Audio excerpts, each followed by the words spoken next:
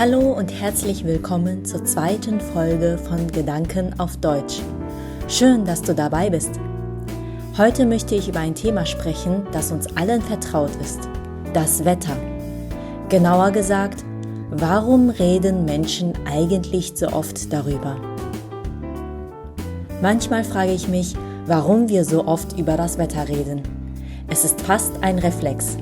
Man trifft jemanden auf der Straße, im Büro, im Supermarkt und das Erste, was man sagt, ist: heute ist es wieder heiß, oder? Oder ganz schön kalt geworden. Ich habe mich früher oft gewundert, gibt es denn nichts Interessanteres? Warum nicht gleich über Musik sprechen oder über Bücher oder über die Dinge, die uns wirklich beschäftigen? Aber je älter ich werde, desto mehr verstehe ich. Das Wetter ist mehr als nur ein Thema. Es ist ein soziales Werkzeug, eine Brücke, etwas, das verbindet, ohne dass es zu persönlich wird. Wenn man mit einem Fremden spricht, will man nicht gleich zu tief einsteigen. Man weiß nicht, wie die andere Person reagiert, was sie denkt, ob sie reden möchte. Da ist das Wetter perfekt. Es betrifft uns alle, es ist neutral und jeder hat etwas dazu zu sagen. Besonders in Ländern wie Deutschland, wo es viele Jahreszeiten gibt und das Wetter sich oft ändert, ist das Wetter ein echtes Thema. Ist das nicht verrückt? Gestern 25 Grad und heute nur noch 10. Oder: ich hoffe, es regnet nicht am Wochenende, wir wollen grillen. Solche Sätze sind harmlos, aber sie sagen auch: ich sehe dich, ich spreche dich an, ich öffne die Tür für ein Gespräch. Und wenn die andere Person möchte, kann daraus mehr werden. Ich habe irgendwann gemerkt, dass diese kleinen Gespräche über das Wetter oft ein Anfang sind. Ein Anfang für etwas Größeres. Manchmal entwickelt sich daraus ein echtes Gespräch. Manchmal bleibt es bei einem kleinen Austausch. Aber auch das kann schön sein. Ich glaube, Wettergespräche haben etwas sehr Menschliches. Wir suchen Nähe, ohne aufdringlich zu sein. Wir zeigen, dass wir Teil einer Gemeinschaft sind. Dass wir nicht nur in unserer eigenen Welt leben, sondern dass wir wahrnehmen, was um uns herum passiert und was andere betrifft. In Japan zum Beispiel ist es ganz ähnlich. Auch dort spricht man oft über das Wetter, besonders zu Beginn eines Gesprächs. Es gehört zum guten Ton und es zeigt Respekt.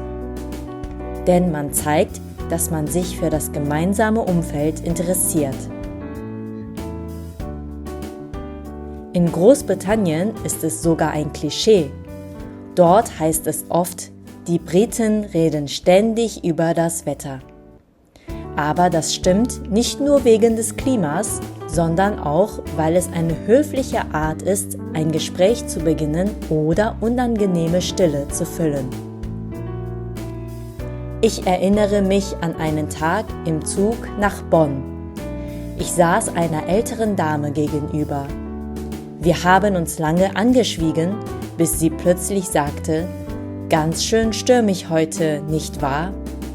Ich habe genickt, gelächelt und wir haben ein wunderbares Gespräch geführt. Über das Wetter, über ihre Enkel, über das Leben. Das Wetter war nur der Anfang. Seitdem sehe ich Wettergespräche anders. Ich glaube, dass in dieser kleinen Gewohnheit etwas sehr Kostbares steckt. Eine Möglichkeit, sich zu begegnen, ohne Druck, ohne Erwartungen. Nur mit einem Satz wie: ich glaube, es wird morgen wieder wärmer. Diese Art von Kommunikation ist leise, aber sie ist nicht oberflächlich. Sie zeigt Mitgefühl und manchmal auch Fürsorge. Wenn jemand sagt, nimm lieber einen Schirm mit, es soll regnen, dann steckt da nicht nur eine Information drin, sondern auch ein kleines Stück Aufmerksamkeit.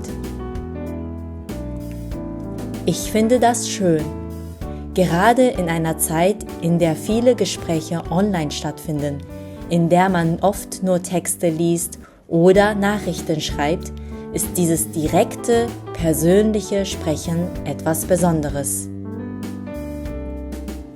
Wettergespräche erinnern mich daran, dass wir Menschen sind, dass wir Gefühle haben, dass wir frieren, schwitzen, uns auf den Frühling freuen oder den Sommer zu heiß finden. Und manchmal ist es einfach schön, sich über etwas ganz Einfaches zu unterhalten. Etwas, das jeder kennt. Etwas, das keine Meinung erfordert, keinen Streit auslöst. Etwas, das einfach da ist. Ich habe gelernt, das zu schätzen. Und manchmal, wenn ich heute über das Wetter spreche, erinnere ich mich daran, was es für mich bedeutet.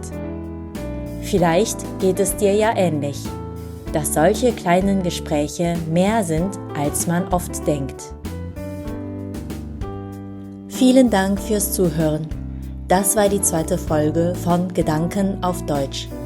Ich hoffe, sie hat dir gefallen und dass du morgen einen angenehmen Tag hast mit gutem Wetter, außen und innen. Bis zum nächsten Mal.